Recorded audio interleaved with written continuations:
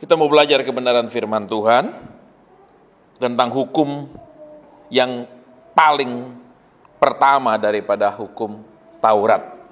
Saya yakin semua kita kalau bilang 10 hukum Tuhan itu pasti semua sudah tahu. Ya. Tadi ketika saya duduk, tiba-tiba Roh Kudus suruh saya sampaikan ayat ini. Ayat yang begitu dasar, begitu basic, begitu rasanya semua kita sudah mengetahui 10 hukum Tuhan itu. Kalaupun kita disuruh hafalkan, saya yakin semua kita sudah hafal.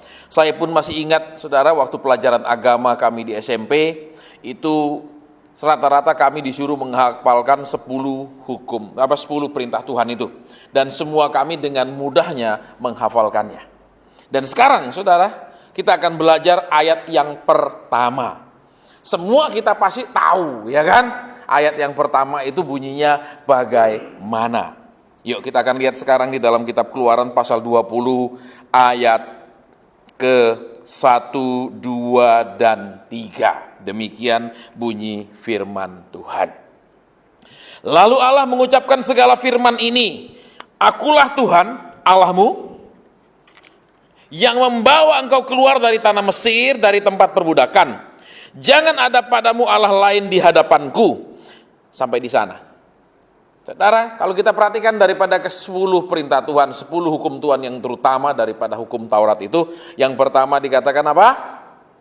Akulah Tuhan Allahmu, jangan ada Allah lain. Saudara, kalau saudara dan saya coba naik sekarang di pasal ke-19 ayat ke-1. Ya, satu pasal sebelumnya di ayat yang pertama, supaya saudara dan saya mengerti, ya, kapan hukum itu diberikan, kapan perintah Tuhan itu disampaikan dan diturunkan. Sehingga dengan kita mengerti kapan itu disampaikan, kita akan mengerti kecenderungan umat Tuhan, entah orang Israel, entah orang Kristen punya kecenderungan yang sama.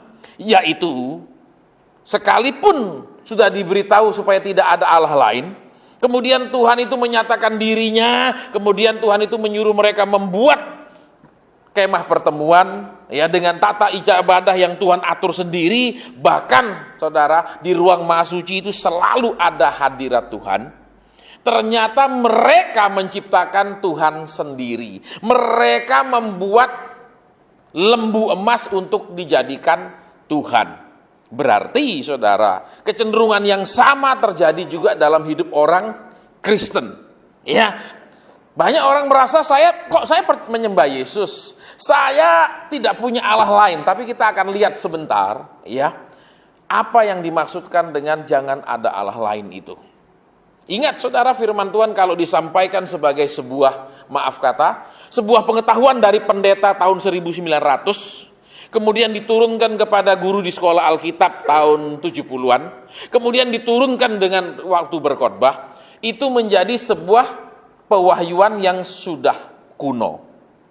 Sehingga kalau kita dengar pun kadang-kadang saya sudah tahu lah, saya sudah sering dengar lah. Kenapa? Karena itu tanpa pewahyuan. Tetapi sesuatu itu kemudian akan menjadi berbeda ketika ada pewahyuan yang baru, saudara. Baik, kita akan lihat sekarang ayat 1.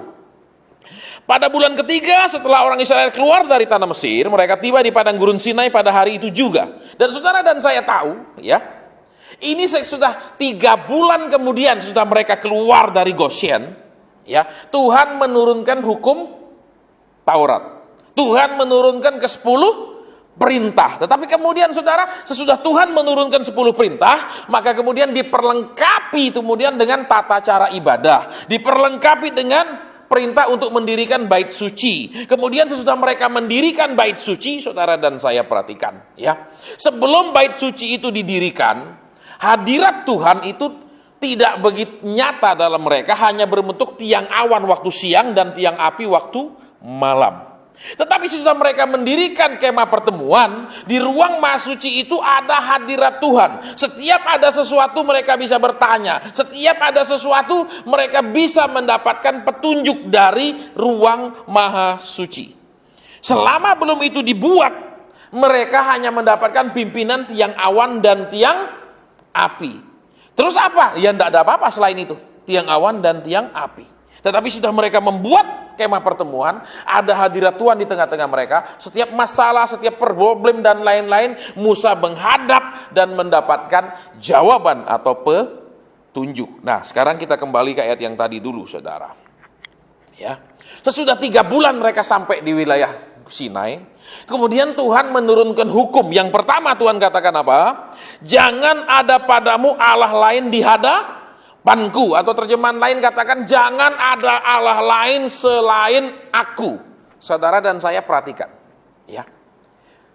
Walaupun Tuhan sudah menurunkan hukumnya, tetapi kemudian sesudah mereka berjalan cukup lama keliling-keliling padang gurun karena tidak sampai ke tujuan. Mereka keliling-keliling padang gurun itu terus tidak pernah sampai ke Kanaan. Akhirnya mereka memberontak membuat lembu emas.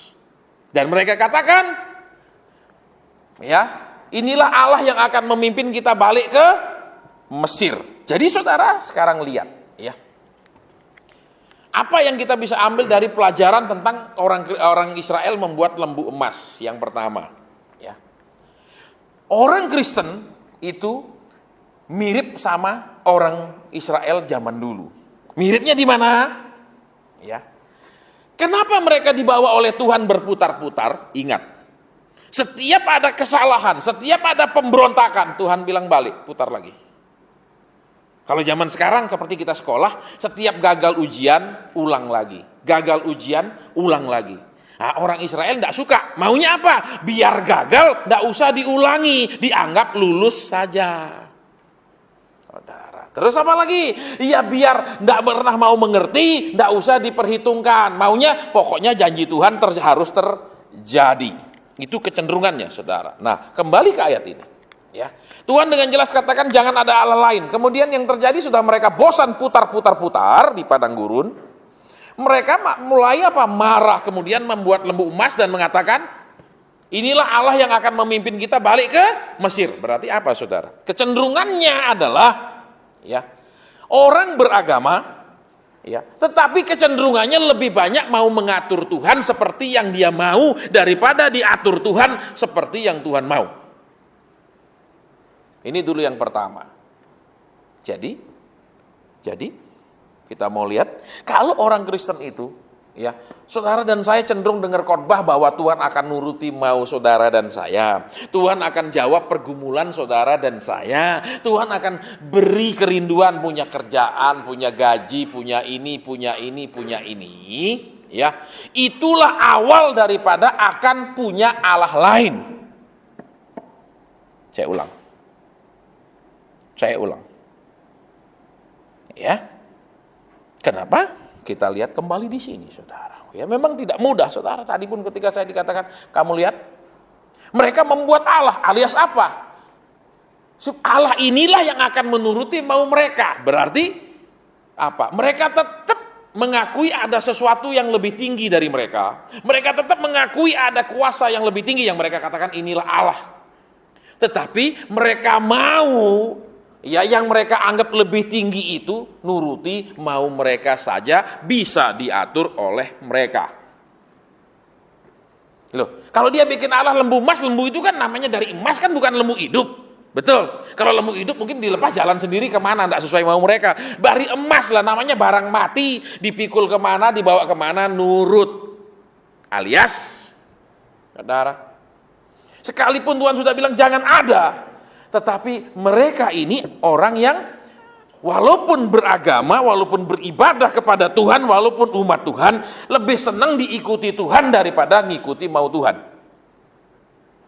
Jadi saudara dan saya perhatikan, ya, sekalipun di satu sisi Yesus disebut penolong, tetapi dia tidak hanya bertugas menolong saudara dan saya dalam arti nuruti mau keinginan saudara dan saya. Seperti misalnya kalau kita pergi restoran, saya order nasi goreng, maka Yesus menjadi tukang masak, kasih biasa nasi goreng. Itu bukan. Ya, banyaknya orang Kristen itu, ya, tetap mengakui Yesus itu adalah Tuhan, tapi maunya Tuhan yang bisa diatur, Tuhan yang bisa diperintah, Tuhan yang bisa dinego, Tuhan yang bisa menuruti semua mau umatnya. Ya, beberapa hari lalu, saudara, Tuhan ingatkan saya untuk menyampaikan kepada umat Tuhan di kota lain, ya, tentang yang namanya pelajaran perlengkapan senjata Allah. Ya, kita kan semua sudah ngerti senjata Allah itu apa, ketopong keselamatan, ya, atau kasut kerelaan, sudah hafal lah. Semua saya yakin di sini yang suka baca Alkitab, dengar khotbah udah tahu, enggak usah diulang. Tetapi yang jadi masalah adalah kita menghafalnya tetapi tidak mengerti artinya. Kita menghafalnya kemudian prakteknya tidak seperti yang dimaksudkan. Saudara, Alkitab katakan dengan jelas, ya, dalam segala hal pakailah perisai iman. Orang Kristen itu harus mengerti yang namanya perisai bukanlah senjata untuk menyerang. Namanya perisai itu bukanlah senjata yang bersifat untuk mengalahkan musuh. Perisai hanya semata-mata untuk melindungi diri dari serangan. Tetapi orang Kristen merubahnya, imannya dijadikan senjata untuk menyerang. Alkitab katakan dengan jelas, saudara, ya, pakailah perisai iman. Terus apa? Dalam segala hal, terus saudara, Tuhan bilang apa? Harus pakai pedang roh, yaitu firman Tuhan. Artinya, saudara, firman mana yang diingatkan Tuhan, firman mana yang dikatakan Tuhan, firman mana yang saudara dengar itu Tuhan, itu yang dimaksudkan Tuhan. Bukan firman yang saudara dan saya imani. Contoh, saya pernah saksikan sama saudara kan, seorang ibu yang diperiksa kanker serviks stadium 1. Imani sembuh, imani. Naik 2, naik 3, naik 4, mati. Saudara. Terus, kenapa mati? Karena dia memakai iman untuk menyerang penyakit itu. Kalau waktu dia doa Tuhan bilang, iya aku sembuhkan. Makanya itulah yang disebut dengan pedang roh, yaitu firman.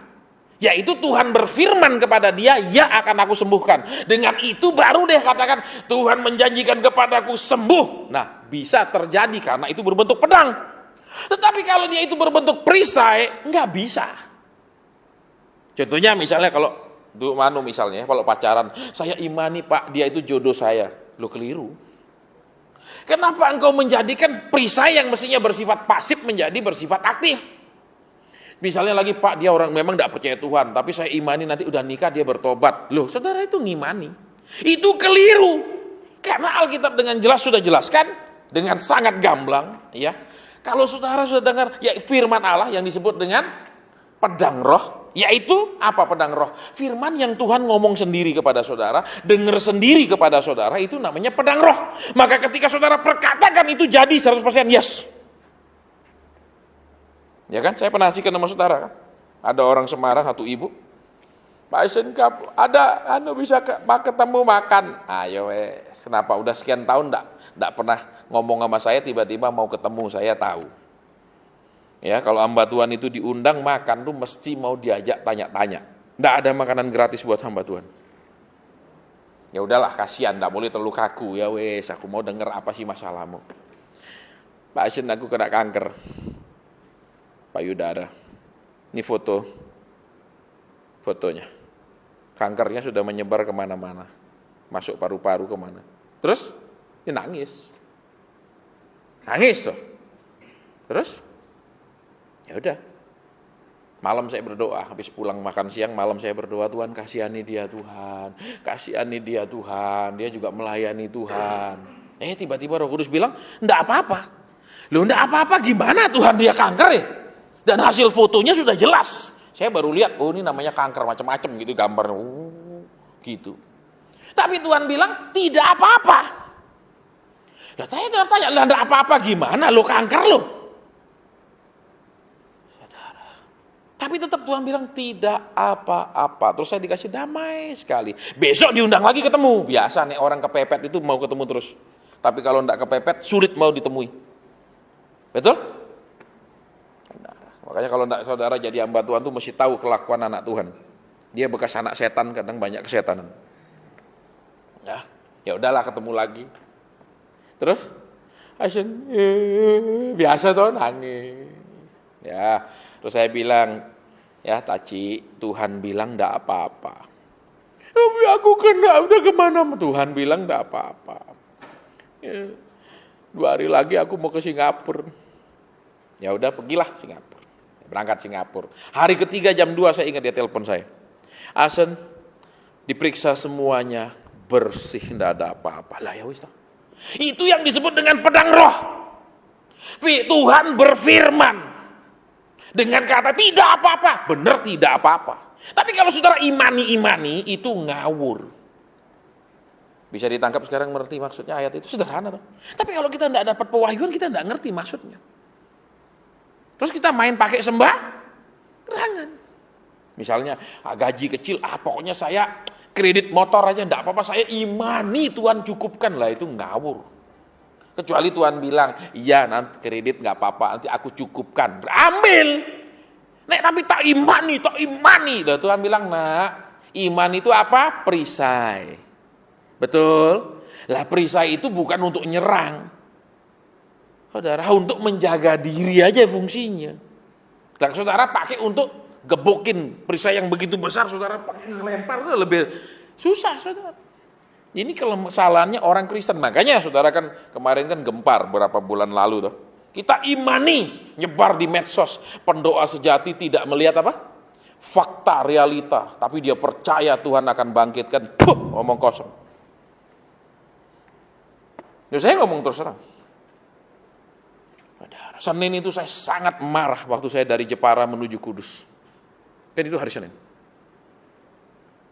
Saya sudah jengkel sekali, setiap teman yang WhatsApp saya bilang, kita taruhan. 1 triton baru 400 juta. Kalau bisa bangkit, ambil uang saya kasih tunai, saya bilang, bentuknya US dollar. Jadi sedikit, gak usah bawa 400 juta uang rupiah. Yang 400 juta uang dolar sedikit sekali kok. Siap teman SMS taruhan. Teman SMS, yuk taruhan. Teman SMS, yuk taruhan. Nggak ada yang berani taruhan. Kenapa saudara? Itu dia menggunakan iman sebagai senjata. Keliru. Kecuali Tuhan berfirman, dia akan bangkit. Yes, dia pasti bangkit. Tapi kalau suruh ngimani, ngomong kosong. Itu salahnya orang Kristen. Kenapa salah? Karena kita kalah di pengajaran. Kita kurang di pengajaran. Akhirnya tidak ngerti apa-apa. Bego, idiot.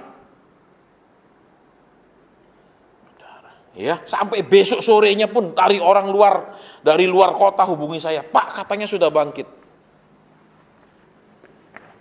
Kenapa saya yakin tidak bangkit? Jelas. Iman tidak bisa dipakai sebagai senjata. Iman hanya bertahan. Itu Alkitab bilang, bukan manusia bilang. Jadi kalau saya imani, Tuhan bilang, aku ngomong dah. Ada enggak aku ngomong? Enggak. Loh terus? Tapi Lazarus bangkit. Dia nama Lazarus bukan? Bukan. Betul? Loh iya apa enggak? Yang mati namanya Lazarus? Enggak tuh. Dan Lazarus itu pun 2000 tahun yang lalu zaman Tuhan. Makanya saudara, kepekaan mendengarkan suara Tuhan itu perlu. Kepekaan mendengarkan roh Tuhan itu perlu. Supaya saudara itu pakai pedang roh. Roh ngomong itu jadi senjata yang luar biasa. Tapi kalau Roh Kudus tidak ngomong, saudara ambil ayat terus mulai perkatakan, imani, klaim janji Tuhan. Tuhan bilang kamu goblok. Kenapa? Sekalipun seluruh Alkitab ini firmanku, tapi kamu tidak bisa comot-comot pakai menurut kepentinganmu. Itu loh saudara. Itu orang Kristen tuh di situ parahnya. Ya, kan saya juga pernah kasihkan sama saudara, ada satu pengusaha. Pokoknya tahun ini adalah tahun nanu. Wah dia pergi saudara bisnis batu bara di Kalimantan. 1,5 tahun, blep, habis. Kenapa? Orang Kristen itu tidak ikut kalender Yahudi. Dia ikut kalender Gregorian. Sembarang. Kenapa? Mengikuti kalender Paus Gregorius. Saudara yang ditentukan oleh gereja. Sembarang. Loh, sekarang 2016 ini kalender apa? Kalender Yahudi? Tidak, kalender apa? Gregorian. Kalau kalender Yahudi tidak ikut Masehi. Saudara, sembarang. Tapi saya sampai ini apa-apaan ini? Terus apa lagi? Setiap saat ada perjanjian baru dengan Tuhan. Itu tidak ada, saudara. Dan tidak benar, tidak alkitabiah. Kenapa tidak alkitabiah? Kalau seorang suami menikah dengan istrinya, itu perjanjian cukup tanda tangan sebagai suami istri. Titik. Nggak ada lagi minggu depan perjanjian. Saya sebagai istri bersedia memperanakkan 3 orang anak. Ada perjanjiannya? Terus sebagai suami minggu depan berjanji bahwa mulai bulan depan saya akan membiayai istri saya tiap bulan. Ada lagi bikin janji? Goblok. Loh, saya enggak ngarang saudara ketika saya doa Tuhan ngomong. Ada enggak suami istri bikin janji-janji baru? Enggak ada. Loh iya toh. Ayo, yang sudah nikah di sini ada enggak bikin janji baru? Sudah nikah, dengan ini saya berjanji mulai tanggal segini akan memberikan uang dapur sekian. Bikin lagi surat perjanjian, ya toh? Dengan ini saya berjanji nanti Desember membelikan sepatu, bikin. Ada begitu? Saya mau tanya di sini, yang sudah menikah pernah buat begitu? Tidak ada. Tapi orang, iya ya kita bikin lagi ya. Ini enggak pakai, saudara. Tapi kita buktikan dengan pengurapan. Pengurapan itu apa? Ketika Nabi Baal yang 400 tidak ada jawaban Tuhan. Ketika Elia yang 1 ada jawaban Tuhan. Kita buktiin dengan doa bareng, nggak ada jawaban nggak? Di situ membuktikan itu orang diurapi atau memang kurap. Saya ngomong fair, saudara. Saya di mana-mana ngomong sama saya nggak peduli. Ya, saya punya musuh banyak, nambah 1 nggak ada artinya, udah banyak. Kecuali nggak punya musuh, sabar ada dapat 1 jadi masalah. Karena udah banyak nggak masalah kalau banyak. Nambah 1 doang kok, nggak ada artinya karena sudah banyak. Ya, betul. Yang sudah nikah ada nggak perjanjian begitu? Ya, saya berjanji akan ngurusi rumah tangga, menyiapkan makan pagi. Ya, nanti bulan depan ada janji baru lagi, begitu? Saya berjanji akan belajar pijet supaya kalau suami saya pulang lelah saya pijetin. Ada? Tiap saat ada janji lagi. Ada begitu? Tidak ada. Begitu ditunggu sebagai suami dan istri, sudah jelas semuanya tercakup di satu perjanjian. Tidak ada lagi lebih-lebih. Tapi dibikin. Saudara, hamba Tuhan Derek Prince mengatakan, perjanjian kita cuma sama Kristus. Di luar itu tidak ada.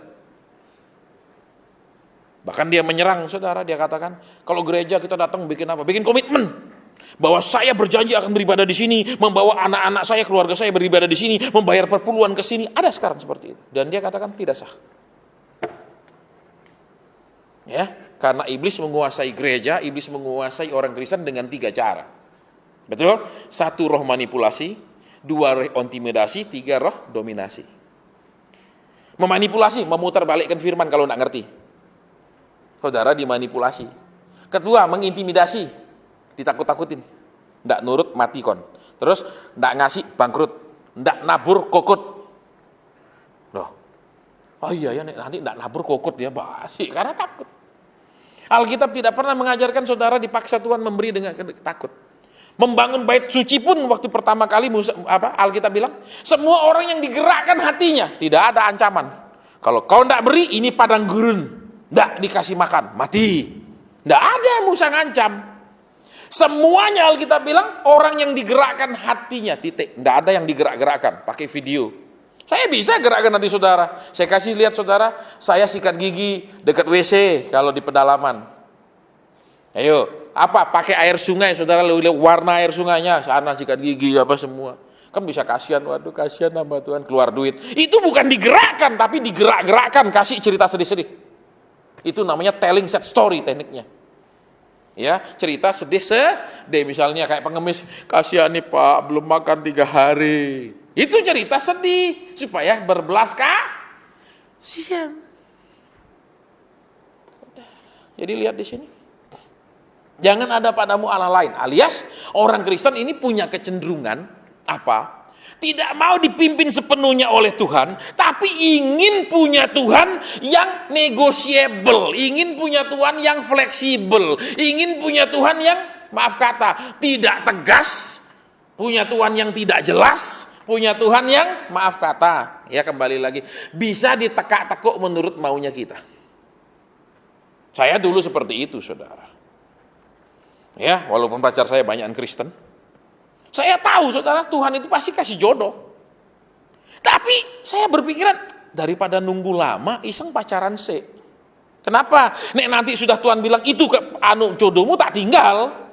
Dada kita ndak jodoh. Loh, pikiran saya dulu gitu. Kenapa? Kan Tuhan tuh fleksibel. Amin.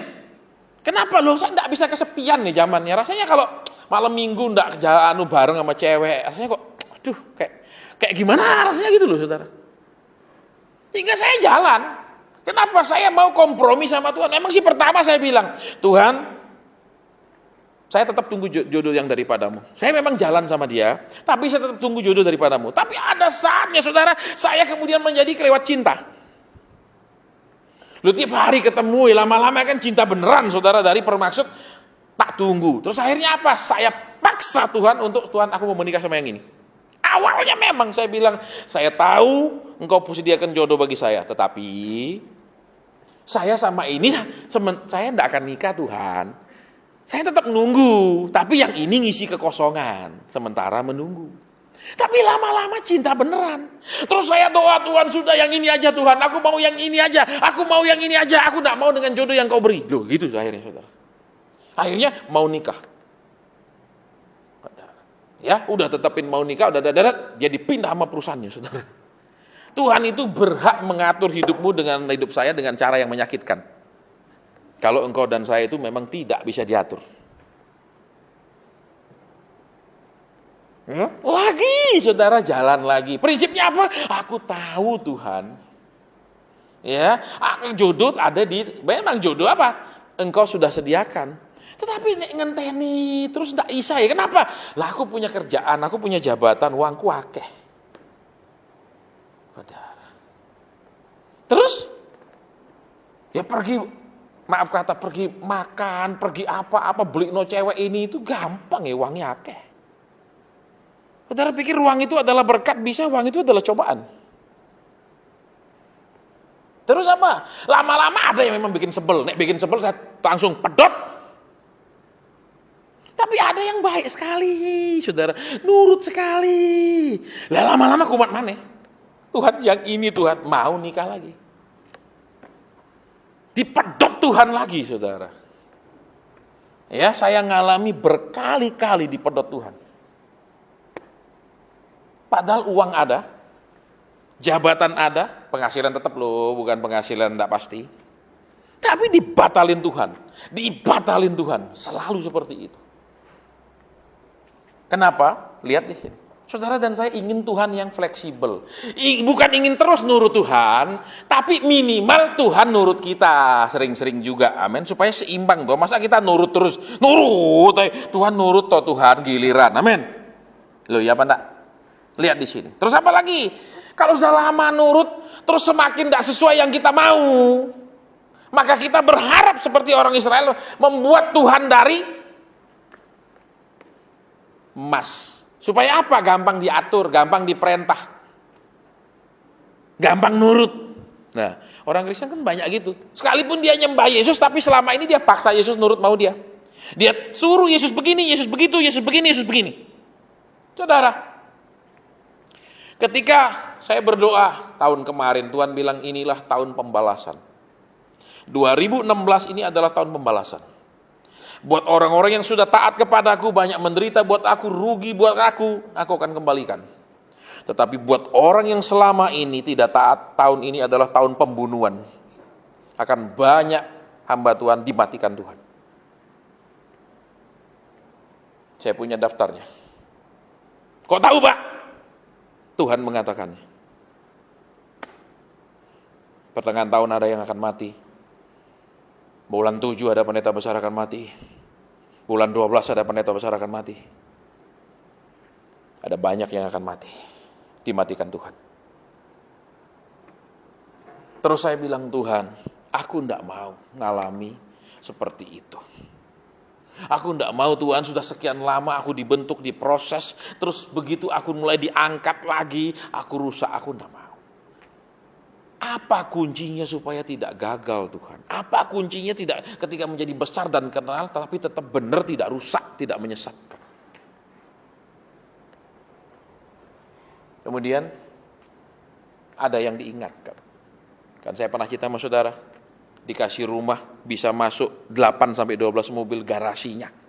Gede kayak apa rumah itu? Lantai 3 lagi. Nggak boleh ambil. Dikasih jam Rolex 2 biji, nggak boleh ambil. Tuhan bilang apa? kamu harus jadi hamba yang tetap sederhana. Kuncinya tetap sederhana. Jadi kalau sudah mau mobil mewah, pelayanan mewah dan segala macam, sudah siap. Jalannya sudah licin, tolnya ke neraka sudah dibuat. Susah loh saudara. Susah loh saudara. Kenapa? Loh kalau pakai jam Rolex keren loh, apalagi all gold yang harga hampir 400 juta, sangar. Kenapa? Orang Kristen yang masih matanya duniawi akan ikut kita lebih banyak. Pendeta sukses. Lah kalau pakai jam Seiko enggak sukses loh pendeta itu. Bagaimana pendeta enggak sukses bisa bikin orang sukses? Orang enggak percaya. Padahal Rasulullah selalu bilang apa? Kami miskin tapi memperkaya orang banyak. Oh, pendeta orang Kristen zaman sekarang enggak percaya. Harus ikut yang besar, yang kaya, yang sukses, yang. Karena itu akan mengimpartasikan semua kepada jemaat. Jadi harus kita jadi besar, jadi mewah, mobil mewah, semua itu baru orang ini yang diurapi Tuhan harus saya ikuti. Saudara yang jemaat tidak tahu pergumulan itu. Tapi kalau saudara melayani Tuhan tahu, orang menilai kita naik apa, punya apa, baru dia mau dengarkan kita. Kalau pendeta biasa, kita ngomong apa sekalipun pesan Tuhan, dia pikir 1000 kali untuk nurut. Tapi kalau yang besar enggak usah dia pikirkan, dia akan nurut terus karena dia melihat ini orang sukses sekali. Baik, kita kembali ke sini. Jangan ada padamu Allah lain. Berarti lihat kecenderungan orang Kristen itu tetap seperti ini. Iya kan? Sudah diperingatkan, sudah diberitahu, bahkan sudah mereka buat bait Allah seperti tadi kita dengar bersama, itu hadirat Tuhan ada di situ. Tuhan pimpin mereka, Tuhan kasih tiang awan, tiang api. Tetapi karena mereka pegel nurut terus dan selama mereka nurut tidak seperti yang diharapkan, mereka ingin bikin Tuhan yang baru. Mereka yang buat Tuhan. Makanya kami hamba Tuhan ini harus benar-benar berdekat sama Tuhan, bukan membuat Tuhan Yesus yang baru. Ngerti saudara pengertian Tuhan Yesus yang baru? Contohnya, Tuhan Yesus itu tidak pernah maksa-maksa minta-minta. Tidak pernah ngancam-ngancam kalau tidak beri. Nah Yesus yang baru, tidak kasih binasa. Telat bayar perpuluhan, bangkrut. Tuh, itu Yesus yang mana? Itu Yesus yang baru, Yesus yang lain dari yang diberitakan oleh Alkitab. Saudara, ya saya pernah ketemu gitu, seperti itu. Begitu ada masalah langsung dibilang apa? Pasti perpuluhan. Pasti perpuluhan. Semua perpuluhan. Orang sakit perpuluhan katanya. Rumah tangga tengkar pasti perpuluhan. Saya sampai bilang begini. Apakah pendeta itu berani jamin kalau orang bayar perpuluhan semuanya lancar? Tidak. Saya tidak kurang ketemu orang yang setia bayar perpuluhan, setia nabur miliar-miliaran. Mereka tetap punya masalah. Ya jadi lihat di sini, cenderung apa? Membuat Tuhan Yesus yang baru. Sekalipun ayatnya ada, dia pakai ayat, tapi yang dia ceritakan Tuhan yang asing, yang tidak seperti yang Alkitab tulis sifat-sifatnya.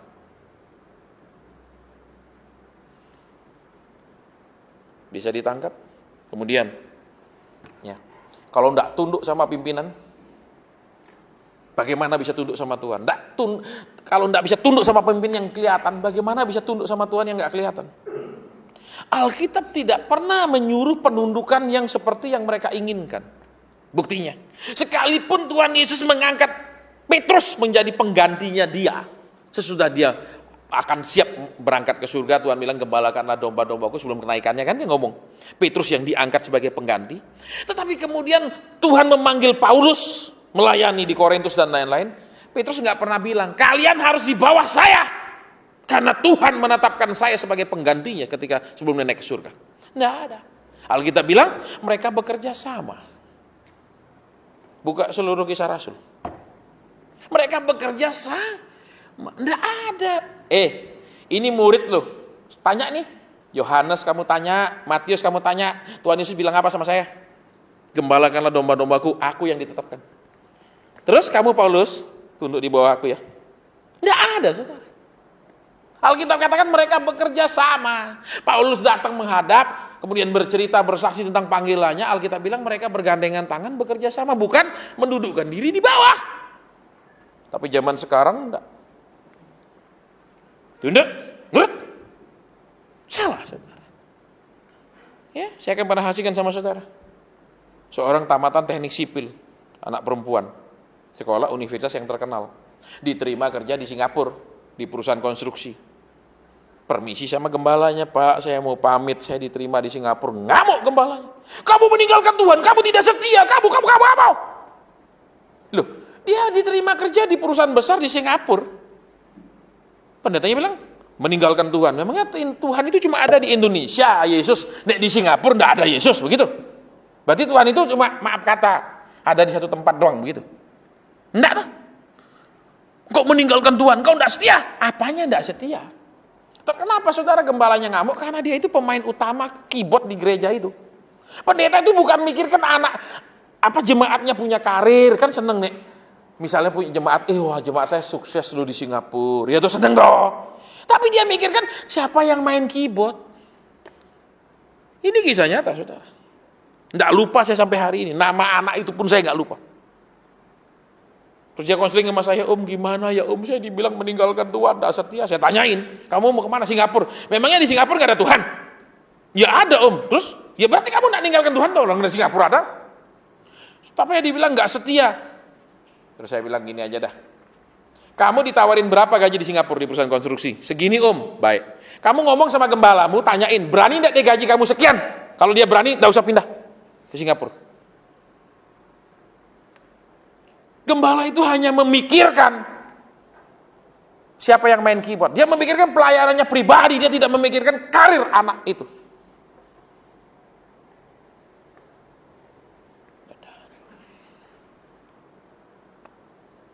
Saya pun pernah ngalami. Gembala saya mau dipindah ke kota lain. Paksa saya menjadi kepala kantor. Karena tidak ada wakil gembala, gereja kita besar saudara, ribuan orang, bukan gereja kecil. Saya bilang, maaf Pak, saya ini sudah jelas panggilannya pelayanan hamba Tuhan keliling. Kamu berjemaat di sini, tunduk sama aturan di sini. Saya ini Tuhan sudah bilang Pak, pelayanan saya keliling. Sebelum saya masuk gereja ini pun saya sudah punya pelayanan keliling. Pemberontak. Ya sudah lah, mau bilang pemberontak ya sudah. Terus saya bilang, saya permisi Pak. Oh, kita bisa ngomong, ada apa perbedaan apa, nanti kita selesaikan ngomong. Enggak, saya permisi.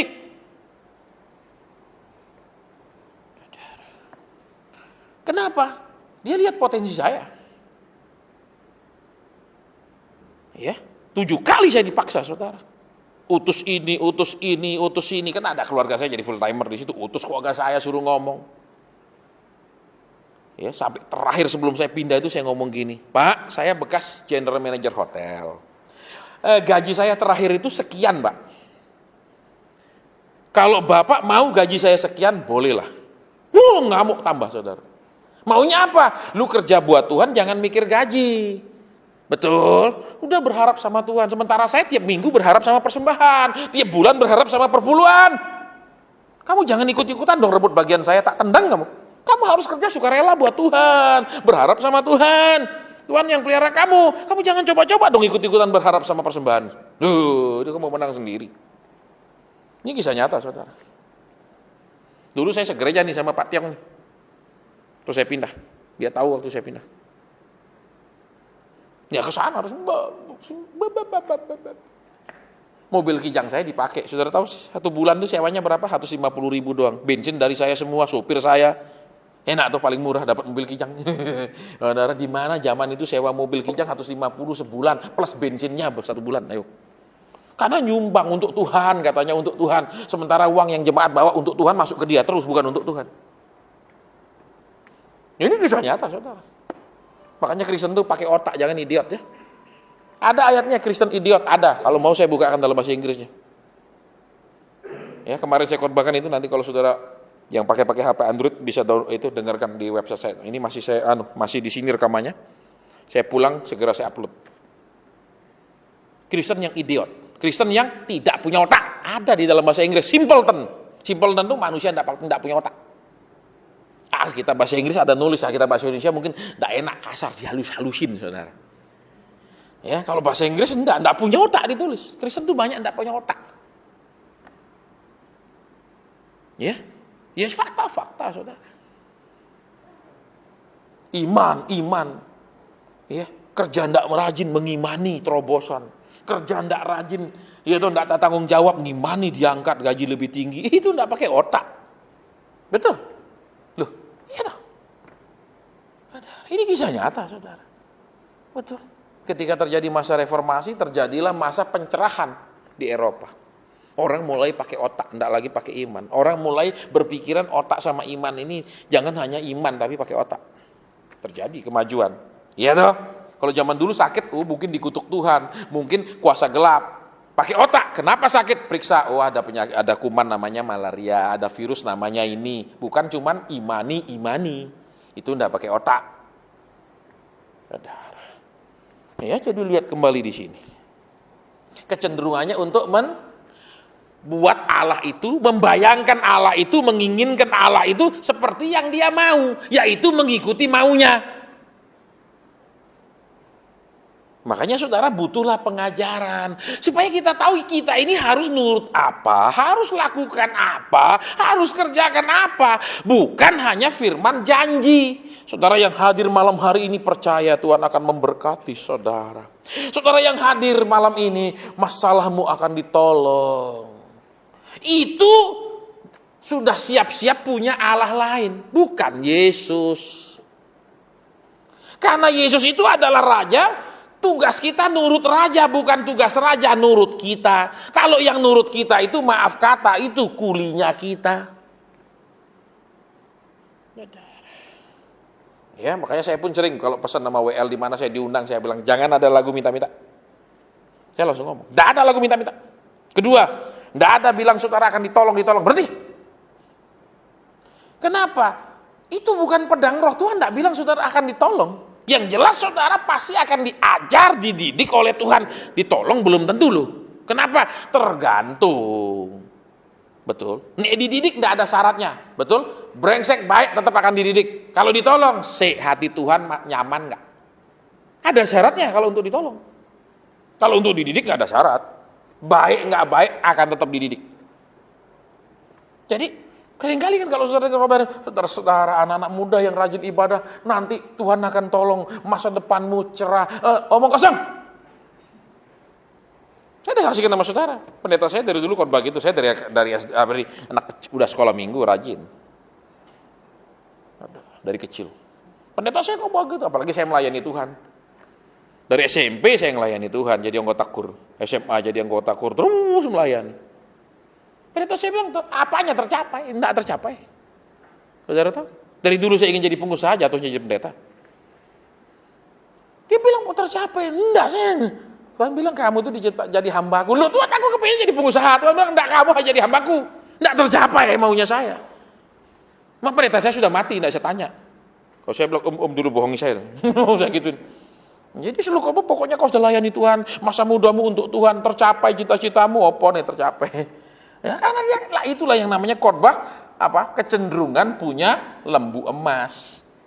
Yang diikuti adalah Tuhan yang mengikuti dia, yang bisa diatur pikul. Kita mau balik Mesir, dia pikul Tuhannya balik ke Mesir. Itulah Tuhan yang diinginkan oleh orang Kristen juga sampai hari ini. Ingin kerja apa, Pak Asen tolong doakan saya supaya kerjaan ini. Saya mau kerja ini, tolong Pak Asen tolong. Loh. Saya masih tanya Tuhan, kau ini memang mau dikasih kerjaan itu atau tidak? Ada lagi Pak Asen tolong, saya mau jual rumah. Tolong kirim, suruh Tuhan kirim pembeli. Tuhan itu mau enggak kau jual rumahmu, jangan main paksa. Makanya saya kan sering ada pabrik ngundang Pak Asen mau peresmian pabrik. Enggak. Kenapa? Waktu mau bikin pabrik tanya Tuhan enggak. Terus sudah jadi terus suruh doakan gitu, enggak. Kenapa nanti Tuhan bilang, aku enggak suci dia bangun loh ya. Terus, berkati dia Tuhan, berkati dia. Tuhan bilang, ini, hambaku ini. Rusak. Makanya hamba Tuhan itu harus hamba Tuhan peka. Ada bukan hamba Tuhan pekok-pekok itu. Pak saya mau begini, Pak saya doakan dulu sebentar. Tuhan maunya apa? Nah lihat kecenderungan kita sebagai orang Kristen. Ya. Kalau kita terus inginkan Tuhan itu seperti yang kita mau, maka kita akan menyembah Allah lain. Walaupun mungkin namanya sama Yesus, tetapi bukan Yesus yang sebenarnya, Yesus yang lain. Karena semua ciri-cirinya di Alkitab tidak sama. Cirinya Yesus, dia lebih senang saudara dan saya hidup dalam kekudusan. Dia lebih mengutamakan saudara dan saya hidup benar daripada membuat saudara dan saya banyak duit. Zaman sekarang diciptakan Yesus lebih senang saudara dan saya punya banyak duit walaupun hidup nggak benar. Yesus yang mana itu? Kedua, Yesus tidak pernah minta persembahan.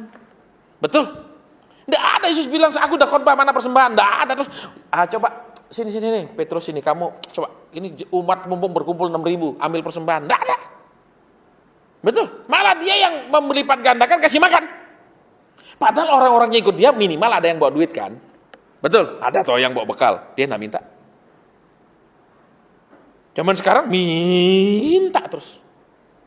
Yesus yang mana itu? Seperti saya misalnya Asen. Oh, Asen yang mana? Oh, orangnya tinggi, besar. Pasti bukan saya. Walaupun namanya sama. Iya kan? Betul saudara. Jadi lihat, Yesus yang mana sekarang ini? Allah yang mana? Ini yang kacau saudara. Ya. Beberapa hari, 3 minggu lalu saya dikasih pinjam buku. Judulnya Sejarah Kitab Kejadian. Seorang teman, karena dia tahu saya ini suka baca. Saya itu tambah tebel buku, tambah senang. Ya, saya juga mau pinjam satu buku, itu buku kriminologi. Tebelnya 15 cm. Lebih segini kalau 15 cm. Ya, itu buku bukan buku klinik, itu buku dari Amerika. Penyelidikan para kriminal. Nah, kan saudara nonton di TV berapa waktu lalu toh, yang ada perempuan hamil itu dimutilasi di Cikupa. Yang memutilasi, saudara lihat mata kanannya berbeda dengan mata kiri. Itu salah satu ciri psikopat di buku kriminologi. Jadi kalau orang ini hitamnya ini mengapung, mengambang, tidak ini kelopak atas, kelopak bawah ini, maaf kata, dia gini dengan hitamnya, tidak gini, itu psikopat. Memang. Jadi buku itu bukan buku klinik, itu buku ilmu kriminologi.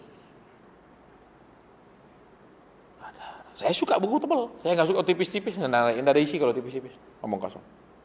Ya, dan ternyata waktu saya buka, loh, ini buku ini ternyata pendeta itu khotbah dari sini semua. Ya. Salah satunya kan tentang nama Metusalah. Metusalah itu artinya pembawa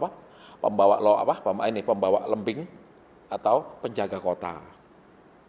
Kalau sudah dia mati terjadi air bah.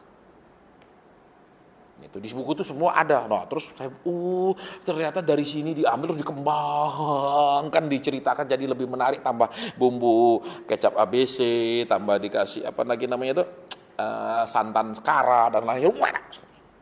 Dari sini teman saya yang kasih saya minum, saya tidak tahu bahwa saya tahu banyak. Itu saudara ya. Di sini berarti ini bukan pewahyuan ya, dapat sedikit dikembangkan jadi ditambah cerita menarik, tergantung kita pintar ngomong enggak. Loh, kalau saya pintar ngomong ini gelas jadi sesuatu yang luar biasa saudara. Ini gelas biasa tak? Tapi kalau saya cerita saudara-saudara, plastik ditemukan tahun sekian. Untuk membuat biji plastik itu saudara kan. Jadi padahal cuma ya inilah dia. Tergantung cara ceritanya. Tergantung poles-poles. Dari sana ngambil. Saya pikir pewahyuan nih orang. Ya, ada bukunya di koper saya. Terus diambil di situ. Apa? Tuhan membutuhkan Metusalah. Saudara, Metusalah sudah mati. Tuhan tidak pernah membangkitkan si A, si B, si C lagi. Yang Alkitab bilang cuma 2 nanti di akhir zaman, yaitu Musa dan Elia. Titik. Tidak ada yang lain. Jangan bikin Alkitab baru. Tapi orang percaya. Kita ikut Alkitab lah. Makanya saudara, jadi Kristen itu suka baca Alkitab ya, tolong ya. Bolak-balik baca berpuluh-puluh kali, ulang-ulang. Sehingga kalau orang ngomong saudara tahu, ada Alkitab ya. Tuhan mengatakan di zaman akhir dia hanya akan datang Musa dan Elia. Tidak ada zaman akhir datang Metusalah lagi turun ke bumi, Nuh turun ke bumi. Di pasal berapa? Di kitab apa? Loh. Semua ngomong harus selesaikan Alkitab. Yang tidak ada di Alkitab sesat.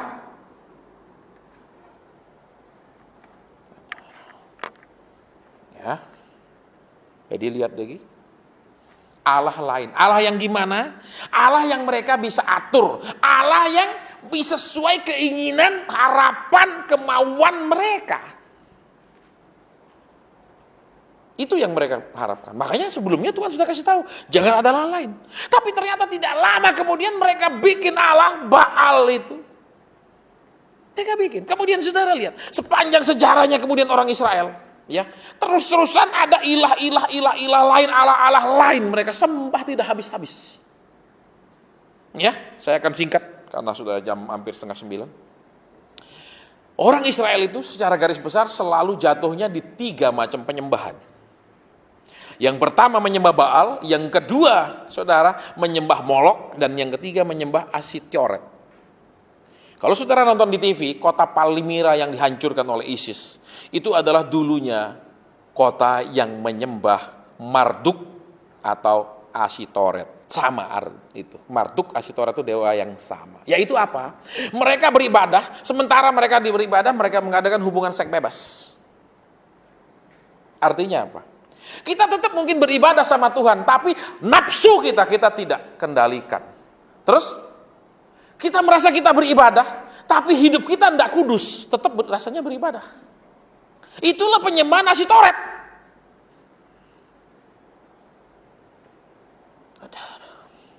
Saya pernah diundang khotbah di satu tempat. Ternyata orang Kristen itu punya klub malam. Alasannya kan uang kan tidak ada tanda halal haramnya, Pak. Uang ya 100 ribuan tidak ada. Kalau dari dunia yang tidak bagus itu, dari yang dosa-dosa, uang merah agak merah muda, yaitu yang halal merah tua, uang 100 ribu sama, betul? Betul, saudara terima dari pendeta sama dari maling berubah tidak uangnya? Berubah warnanya? Tidak ada, tidak apa-apa. Loh, itu penyembahan Asitoret. Mereka beribadah terus habis itu hubungan bebas. Jadi apa? Mereka merasa mereka beribadah tanpa mengendalikan hawa nafsu. Mereka beribadah tanpa hidup kudus. Terus mereka beribadah dengan mengumbar nafsunya. Itu tetap beribadah. Sama kayak Kristen zaman sekarang. Saya ingin ini, tolong adakan. Minta pendeta, terobosan Tuhan, saya maunya ini, teroboskan. Itu Asitoret, saudara. Ingat? Asitoret. Mereka beribadah kemudian hubungan bebas. Siapa? Tidak jelas sudah pokoknya dibuat seperti itu. Zaman sekarang sama kan? Saudara dan saya ketika ibadah tidak diajarkan Tuhan maunya saudara dan saya ini. Yang ada Tuhan akan nuruti maumu. Tuhan akan berikan semua keinginanmu. Tahun ini tercapai semua. Yang kau mau kerjakan, kerjakan. Tuhan pasti berkati. Apa bedanya? Asitoret. Persis, yes. Cuman bedanya bukan disebut mungkin Asitoret. Cuman bedanya mungkin tahun terobosan, tahun bebas dari segala masalah. Itu cuman ganti-ganti nama doang, intinya sama. Hakikatnya sama. Jadi kita beribadah itu, ingat saudara ya, ada penguasaan diri, ada penyangkalan diri, ada kekudusan, ada batasan-batasan. Saudara masih ingat dulu saya saksi? Ya, dulu masih saya suka olahraga, ininya gede banget. Suka pakai yang buntung, ke mall kemana pakai yang buntung, orang gede badannya, ini nggak kayak sekarang, ini bener-bener kecil. Suatu hari saya doa, Tuhan bilang, aku nggak senang kamu pakai baju begitu. Tuhan, saya pakai baju begitu bukan untuk nantang-nantang orang berkelahi, tapi kan badan saya bagus, lihat di kaca gede banget, lihat ini. Sampai sekarang kalau saya buka masih kelihatan. Ada, saya nggak berkata, Tuhan bilang, aku nggak senang. Ternyata lebih dekat sama Tuhan ini susah. Ini nggak boleh gitu, nggak boleh. Enak jauh-jauh. Kenapa? Kita nggak tahu yang dia bilang nggak boleh yang mana. Ditegur, nggak boleh. Terus belajar, latihan. Lagi Tuhan tanya, kamu lagi ngapain? Latihan Tuhan. Untuk apa? Bela diri. Loh, untuk apa? Aku tidak pernah mukul orang duluan, tapi kalau orang mukul aku, dia tahu aku bukan karung sansak yang gampang. Aku akan hajar dia habis-habisan. Terus tanya, bukankah aku pembelamu? Iya sih engkau pembelaku, tapi nunggu engkau bela suwe, paling disuruh ngampuni. Loh ya Pak? Pasti suruh ngampuni loh. Enggak perlu hajar biar kapok Tuhan. Tuhan bilang enggak. Aku pembelamu. Iya wes, berhenti belajar. Salah lagi, saudara. Loh. Lihat. Ikut Tuhan itu saudara dan saya akan semakin dibuat semakin berkenan di mata Tuhan. Bukan saudara dan saya semakin membuat Tuhan semakin rendah dan turut mau saudara dan saya terus. Loh itu loh. Waktu saya kerja saudara, perpuluhan saya 700.000 tahun 80-an 700.000. Yang tahu sepeda motor tahun 80 piro? Yuk. Itu perpuluhan. Tuhan bilang berhenti jadi hambaku. Lah aku sudah rajin ke gereja, sudah bayar perpuluhan setia, kurang apa maneh? Kurang satu. Kamu tidak boleh cuma jadi jemaat, jadi hamba. Lah itu kurang maneh, saudara. Kata rasanya kan sudah keren. Keren loh anak muda udah setia bayar perpuluhan gede. Zaman itu loh saudara. Sekarang 700.000 nggak ada artinya. Beli sepeda motor nggak dapat. Zaman itu saudara sepeda motor cuma 1 juta lebih sedikit. Ya, keren. Jadi apa lihat sini? Saudara dan saya seringkali menolak ketika dia lebih menyatakan maunya, kehendaknya, rencananya. Jalan kita yang bebas sembarangan sekarang mulai Tuhan bilang, masuklah di jalan yang sempit itu. Udah gak bebas sembarangan lagi. Tapi kita maunya Tuhan yang membebaskan kita. Tuhan aku mau ini, adakan. Tuhan aku mau itu, berikan. Tuhan aku minta ini, kabulkan. Tuhan yang mana ya itu? Sekalipun mereka sudah mau dibawa keluar dari Mesir, Tuhan mau mendidik mereka terus-menerus di jalan. Mereka tidak mau, mereka mungkin merasa sudah keluar loh, sudah taat loh, mana Kanaan itu? Kayak orang Kristen, sudah pergi gereja loh, sudah jadi umat Tuhan loh, sudah kasih persembahan, mana berkat, mana pengangkatan, mana. Ada, lihat di sini. Makanya, jangan ada Allah lain. Itu yang pertama, asyitoret. Berarti apa? Mereka merasa beribadah tapi tidak ada kekudusan. Mereka merasa beribadah tapi mengumbar hawa nafsu dan keinginan mereka. Mereka merasa beribadah tapi tidak tahu batas-batas. Yang kedua, saudara, Molok. Molok itu adalah dewa yang dilukiskan perutnya itu ada api. Jadi orang Israel zaman dulu tuh biasanya mengorbankan anak-anaknya untuk dibakar sebagai persembahan ke Molok. Saudara, jadi apa? Banyak orang merasa pokoknya persembahan. Entah hidup kita kayak apa, enggak benar atau pokoknya saya sudah beri persembahan. Itu Molok. Seperti saya bilang sama saudara kan, saya kasih 700.000 sama Tuhan tiap bulan. Tuhan bilang, no. Jadi hambaku. Lah kan sudah bagus toh Tuhan 700 zaman itu loh Tuhan.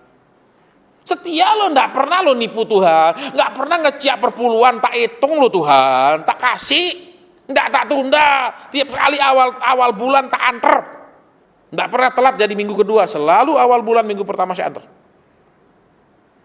Kurang apa maneh Tuhan? Tuhan bilang, kamu pikir aku Molok? Terus habis kamu kasih persembahan cuman itu mauku, begitu? Saudara, lihat di sini. Tadi saya nangis, makanya begitu Tuhan bilang gini terus Tuhan kasih sekelebat. Saya nangis. Iya Tuhan, benar. Aku dulu memperlakukan kau seperti itu. Tuhan. Ya kan sudah 700.000 Tuhan. Siapa anak muda zaman itu gajinya gede Tuhan. Tahun 80-an tuh siapa? Berapa orang? Bisa kasih 7 juta dapat 7 juta. Waktu itu $1 cuma 1.600. Ya gaji itu saya total ya hitung aja perpuluhannya jadi persembah dapat 7 juta berarti ambil 5.000 waktu itu 1 bulan saya dapat uang. $5.000. Saya rasa persembahan kasih beres. Mereka memberikannya kepada Molok sebagai tanda berbakti. Mereka memberikannya kepada Molok dengan harapan timbal balik Molok akan berbuat kepada mereka. Dewa yang disembah itu karena sudah berkorban, ya toh kasih anaknya toh, bayi-bayi bukan anaknya orang lain tapi bayinya sendiri dikasih, Molok akan memberikan mereka kekayaan, kesejahteraan dan lain-lain. Bukankah sama penyembahan saat-saat ini? Bukankah sama ibadah-ibadah saat ini? Persembahan dan selalu uang. Tidak ada persembahan hidup yang kudus, tidak ada persembahan ini loh Tuhan, aku dulu begini ku perbaiki, aku dulu gini ku rubah, aku dulu begini aku bertobat. Persembahan apa Alkitab bilang? Persembahan apa? Persembahkanlah tubuhmu, artinya Alkitab. Bukan persembahkanlah dompetmu, betul? Betul? Alkitab bilang begitu, perlu saya bukakan ayatnya? Persembahkanlah tubuhmu sebagai persembahan yang kudus, hidup dan bukan duit. Tapi zaman sekarang dibikin ibadah molok. Persembahan, pengorbanan. Pengorbanan terus diminta. Bahkan sampai pengajaran, saudara kalau mau kasih Tuhan harus sampai sakit ya. Kalau saudara rasa tidak sakit itu namanya sedekah. Tuhan tidak terima sedekah. Harus saudara beri sebanyak-banyaknya sampai rasa sakit. Itu baru namanya persembahan katanya. Ya itu loh. Itu ajaran molok. Cuman bicara tentang persembahan dan pengorbanan. Tidak ada tentang yang lain. Saudara, dunia dengan jelas mengakui sejarah itu selalu berulang. Saudara belajar apapun sejarah selalu berulang. Itu untuk meneguhkan juga apa yang disebutkan oleh firman Tuhan, di bawah kolong langit ini tidak ada sesuatu yang baru. Kesalahan yang sama akan diulang lagi generasi yang lain. Kesalahan yang sama akan diulang lagi. Kesalahan yang sama akan diulang lagi. Hal yang sama. Jadi kalau saudara misalnya, saudara engkau sudah rajin jadi anggota KUR, engkau sudah jadi pengurus kaum muda, engkau sudah berkorban untuk Tuhan, maaf, itu bukan korban, goblok. Ya, Tuhan bilang pengorbananmu tubuh yang hidup, kudus dan berkenan. Jadi hidup yang benar. Betul? Kenapa? Jangan menjadi pelayan Tuhan pergaulan bebas. Tapi tidak apa-apa, minggu saya main musik. Minggu saya minta ampun sama Tuhan. Bebas toh, Tuhan kan maha pengampun. Amin. Dia sendiri ngajar 70 kali 7. Saya rasanya baru 8 kali salah, masih banyak stok saya untuk buat salah. Saudara, lihat di sini. Yang ketiga, para Baal. Ada banyak sekali saudara, ada Baal itu bermacam-macam, aneka macam. Ya, kita nggak bahas nanti kita nggak selesai. Saya juga nggak siapkan, nggak baca-baca. Lagi supaya ingat kembali. Ya, tetapi yang intinya adalah, ya, Baal itu selalu bicara tentang kesuburan, kemakmuran dan kesejahteraan. Itulah para Baal yang disembah supaya mendatangkan hujan, yang disembah supaya memberikan panen berlimpah, yang disembah supaya sebagai untuk kesuburan dan lain, itu para Baal. Jadi ingat saudara, selalu ngomongnya tentang kesejahteraan, kekayaan, kemakmuran, bolak-balik begitu. Itulah para Baal. Bukan bicara tentang kebenaran. Tapi Pak, hidup kan perlu makan. Sebelum Tuhan menciptakan Adam dan Hawa, Dia sudah menciptakan segala macam jenis pohon, segala sesuatu untuk makanan manusia. Betul? Betul? Iya apa enggak? Apa saudara pernah dengar padi baru-baru tiba-tiba orang pendeta lagi beribadah di mana tiba-tiba muncul pohon padi, inilah yang untuk kau makan, begitu? Enggak toh? Padi sudah ada dari zaman apa sudah ada toh? Betul. Jadi Tuhan sudah menyediakan semua baru Dia ciptakan manusia. Iya toh? Enggak ada kemudian saudara bilang tak ciptaan tahan lapar sih. Itu enggak ada. Jadi saudara dan saya hidup menurut mau Tuhan ada sediakan. Tidak usah kejar yang disediakan, tapi tidak mau hidup seperti mau Tuhan.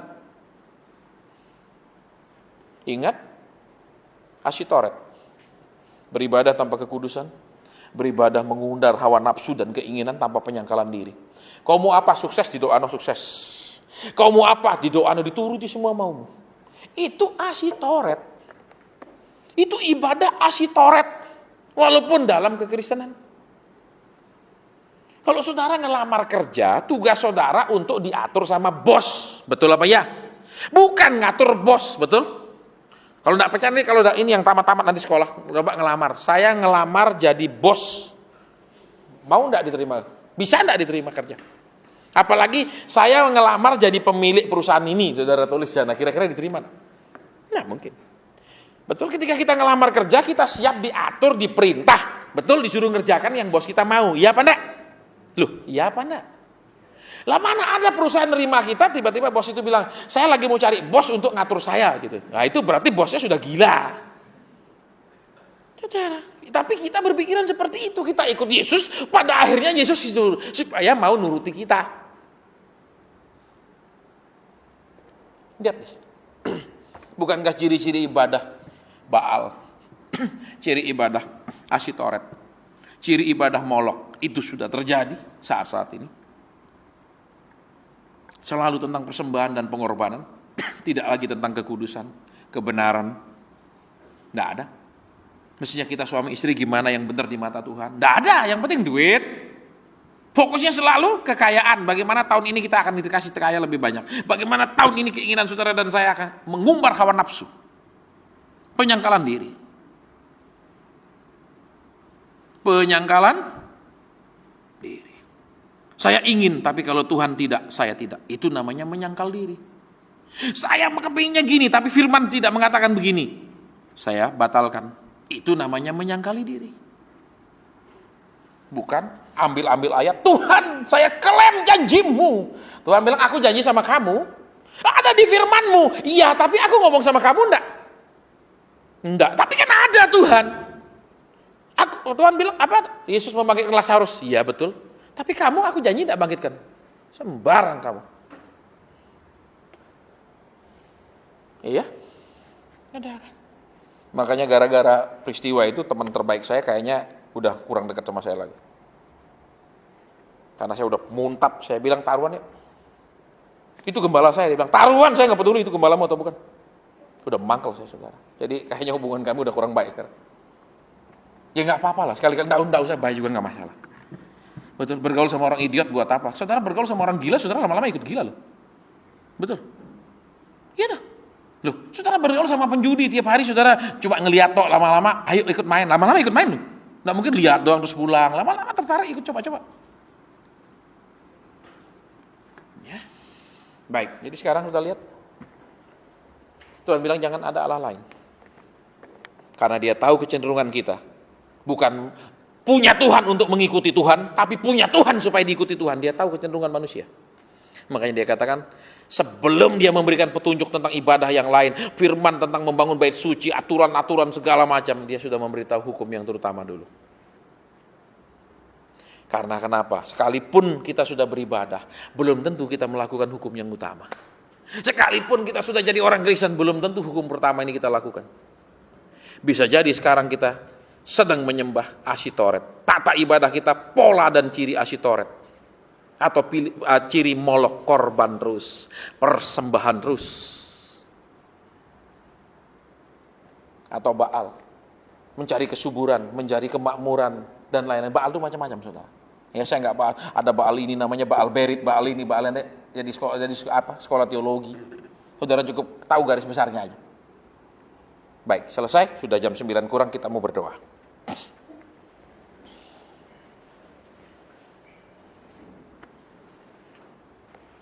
Bapak sudah hamba sampaikan, yang tadi engkau sampaikan di hati hamba, yang tadi kau bilang ini ayatnya, dan kau jelaskan. Terima kasih. Ampuni kami Tuhan.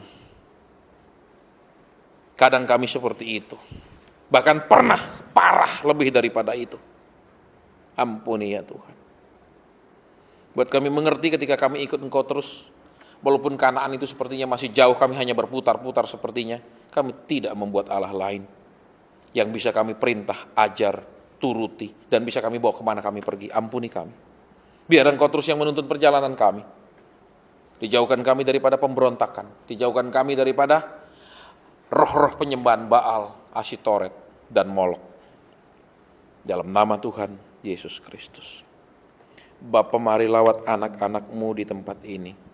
Mungkin kesembuhan, mungkin penghiburan, mungkin nasihat, mungkin teguran. Silahkan. Terima kasih. Terima kasih. Terima kasih. Terima kasih. Terima kasih. Terima kasih. Terima kasih. Terima kasih.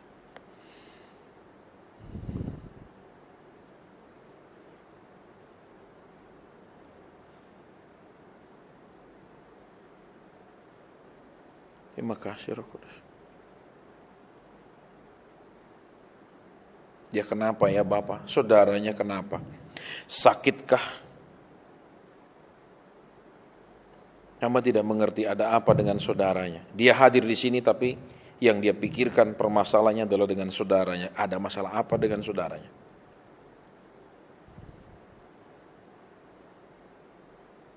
Amin.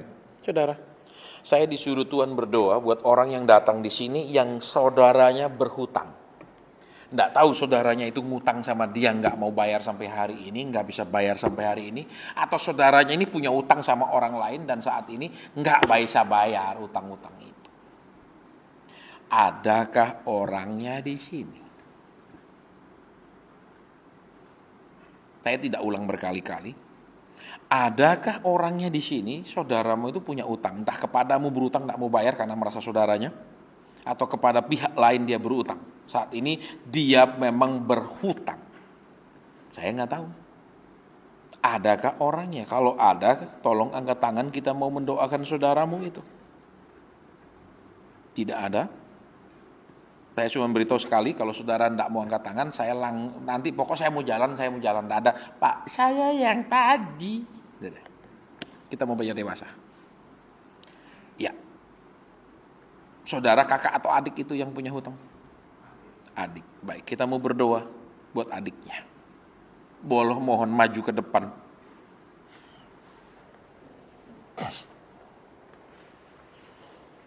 Di sebelah sini. Naik saja, ini bukan tempat suci kok. Iya kan? Pagi juga dibersih. Kalau ini tempat suci, tidak ada yang berani bersih-bersihkan, dong. Harus pendeta yang bersihkan, amin. Baik, saya mau tanya, pernah cerita sama saya? Enggak pernah. Yakin? Coba ingat-ingat dulu. Enggak pernah sama sekali bilang, Pak tolong doakan adik saya? Enggak pernah. Yakin? Yakin. Saudara perhatikan. Kok bisa?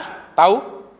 Karena Tuhan itu Tuhan yang satu hidup. Itu yang jelas. Kedua, Tuhan itu Tuhan yang setia. Tuhan yang tidak pernah berubah. Dia bilang, bila dua orang berkumpul, aku ada di... Jadi saudara jangan diartikan bila dua orang berkumpul di gereja, dua orang berkumpul di rumah untuk berdoa. Tidak ada urusannya. Tuhan hanya bilang bila dua orang berkumpul di dalam namaku. Entah dia berdoa, entah dia ngobrol-ngobrol, entah dia apa. Nggak ada ditambah apa. Tapi oleh pendeta ditambah, bila dua orang berkumpul di dalam namaku berarti dia berdoa berdua. Itu ngawur. Ngobrol berdua pun ada Tuhan di situ. Lah ini lebih dari dua loh. Berarti ada Tuhan loh. Karena Tuhan bilang bila dua orang berkumpul di dalam namanya berkumpul dalam nama Tuhan bukan hanya berdoa loh, saudara. Itu keliru, banyak ayat-ayat diterjemahkan ngawur. Saya orang fakultas hukum, tidak boleh kalimat itu diperluas sampai artinya menjadi berubah daripada yang dimaksudkan. Ya, tidak boleh yang tersurat itu diterjemahkan ngawur. Kalau saudara pun pergi notaris, itu begitu bikin surat perjanjian, di pinggir-pinggirnya itu digarisi, betul? Supaya kenapa? Tidak boleh ada tambahan satu kata saja, tidak boleh. Tidak boleh ada tip X. Ada tip X pun nanti kalau misalnya ada perubahan, saudara dan harus tanda tangan di atasnya. Diberitahu bahwa perubahan ini diketahui, tanda tangan. Tidak boleh ada sedikit pun perubahan. Betul? Ya apa ya? Tapi zaman sekarang dirubah-rubah. Nah sekarang adiknya namanya siapa? Di Safari. Nama panggilan? Budi. Baik, kita mau berdoa. Saya tidak tanya utangnya berapa, ada kenapa berutang, enggak, itu bukan urusan kita. Kita akan berdoa supaya itu ada jalan keluar, supaya bisa membayarnya. Kita mau berdoa. Bapak di surga, kami berdoa buat saudara kami Budi, yang saat ini punya pergumulan pinjaman, hutang Tuhan. Kami mau berdoa supaya Tuhan lewat hal ini mengajar dia supaya berhati-hati. Lewat hal ini juga Tuhan mulai menyatakan kemuliaannya, menolong dia, membukakan berkat-berkat sehingga dia bisa membayar, membukakan berkat sehingga Tuhan dari kebutuhannya ada sisa untuk membayar hutang. Kami berdoa di dalam nama Tuhan Yesus Kristus. Terima kasih. Terima kasih. Kiranya dia sebagai kakak Tuhan melihat kemurahan Tuhan terjadi atas hidup adiknya. Kiranya dia sebagai kakak Tuhan bersuka cita karena bebannya juga terhadap saudaranya ini terlepas ketika Tuhan menolong, ketika Tuhan mengulurkan tangan. Terima kasih. Terima kasih. Terima kasih.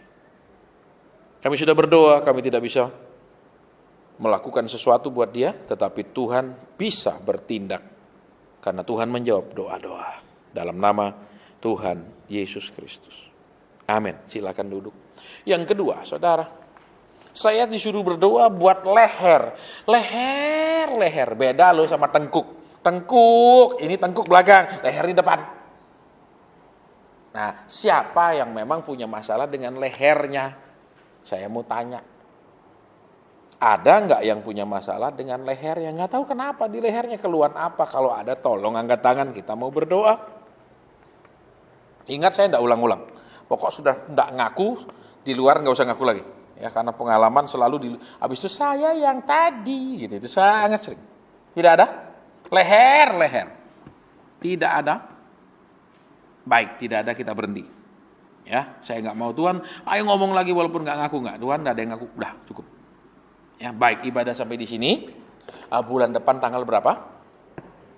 Tanggal 20? Baik, bulan depan tanggal 23. Tidak ada doa berkat. Kenapa? Doa berkat itu hanya ada di perjanjian lama. Perjanjian baru tidak ada. Yesus bilang pulanglah dengan berkat, tidak ada. Waktu dia suruh semua pulang itu tidak ada yang ngomong berkat. Dikasih berkat, kasih makan kenyang, baru suruh pulang. Tidak ada, pulanglah dengan berkat, nggak ada. Itu perjanjian lama, kita nggak pakai. Jadi apa? Alkitab bilang, pokoknya orang yang mendengarkan firman dan melakukannya akan kenyang dengan kebaikan Tuhan. Selesai. Kalau dengar doang nggak melakukan, ya kenyang menghayal. Akan diberkati, ya kata Tuhan akan, ya kenyanglah menghayal. Ya, jadi dengar, lakukan. Kita akan puas dengan kebaikan Tuhan. Ibadah sampai di sini. Kita ketemu lagi bulan depan.